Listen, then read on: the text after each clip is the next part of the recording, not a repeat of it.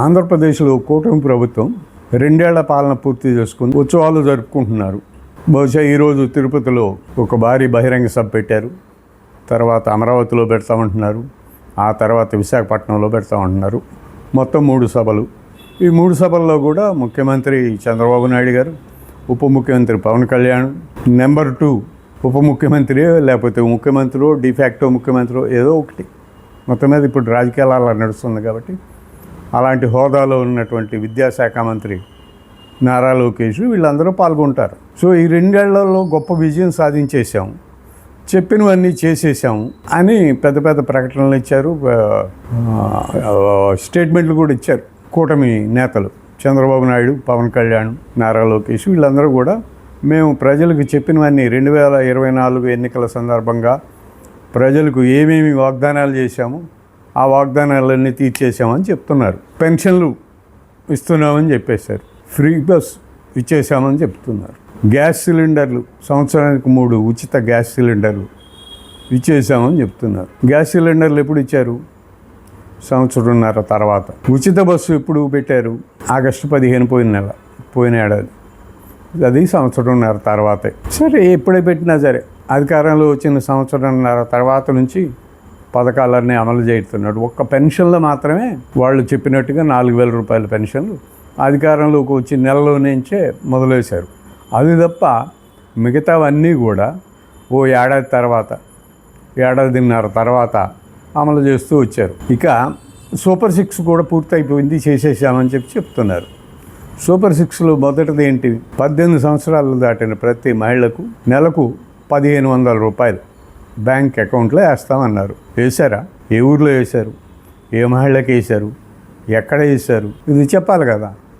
ఇది ఇంతవరకు అమలు కాలేదు కదా ఈ పథకం. దీన్ని ప్రజలు గుర్తుపెట్టుకున్నారుగా, గుర్తుపెట్టుకుని ప్రశ్నిస్తున్నారు కదా. ఒక్క మహిళకు, రాష్ట్రంలో ఉండే మహిళలందరికీ 18 సంవత్సరాలు దాటిన ప్రతి మహిళకు నెలకు 1,500 రూపాయలు అకౌంట్లో వేసేస్తామని చెప్పారు. ఏ మహిళ అకౌంట్లో వేశారు? ఏ ఊర్లో వేశారు? అవ్వలేదు. ఇది ఇంప్లిమెంట్ కాలేదు. ఆ తర్వాత నిరుద్యోగ యువతకు నెలకు 3,000 రూపాయలు చెల్లిస్తామన్నారు, నిరుద్యోగ భృతి. మరి 2 ఏళ్ళు పూర్తయింది, ఘనంగా ఉత్సవాలు జరుపుతున్నారు. నిరుద్యోగ భృతి ఏ నిరుద్యోగ యువకుడికైనా చెల్లించారా? లేదు కదా. ఏమో, నాకైతే తెలియదు ఇంతవరకు ఎక్కడ నిరుద్యోగ భృతి చెల్లించినట్టుగా కనిపించడం లేదు. అడగండి, ఒక నిరుద్యోగిని బయటకు వచ్చి, ఒక నిరుద్యోగ యువకుడు బయటకు వచ్చి ఎస్ ఈ ప్రభుత్వం నాకు నెలకు 3,000 రూపాయలు చెల్లించింది అని చెప్పమనండి, చూద్దాం. ఈ ప్రధానమైనటువంటి 2 వాగ్దానాలు నెరవేర్చకుండా సూపర్ 6 ఇంప్లిమెంట్ చేశాం, ప్రజలకు చెప్పినవన్నీ చేసేసామంటూ ప్రకటనలు ఇస్తే సరిపోతుందా? జనం తెలుగు తక్కువ వాళ్ళు అనుకుంటున్నారా? జనం మెమరీ చాలా స్వల్పకాలకమైంది అనుకుంటున్నారా?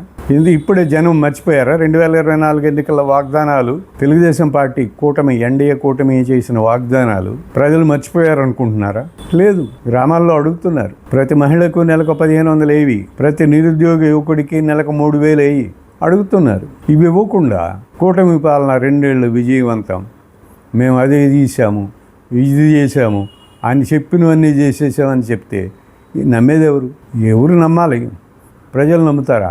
నాకైతే అనుమానమే. ప్రజల మెమరీ పవర్ చాలా గొప్పది, వాళ్ళకి అన్నీ తెలుసు. చంద్రబాబు నాయుడు గారు ఏం చెప్పారు, పవన్ కళ్యాణ్ గారు ఏం చెప్పారు, ఎన్నికలప్పుడు ఏం చెప్పారు, ఈ 2 ఏళ్లలో ఏం చేశారు, ఇవన్నీ కూడా ప్రజలకు గుర్తున్నాయి.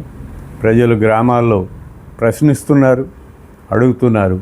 వీటికి సమాధానాలు చెప్పాల్సిన బాధ్యత కూటమి ప్రభుత్వం పైన, కూటమిలోని పాలకులపైన, కూటమిలో పెద్దలపైన ఉందని బలంగా నమ్ముతున్నాను.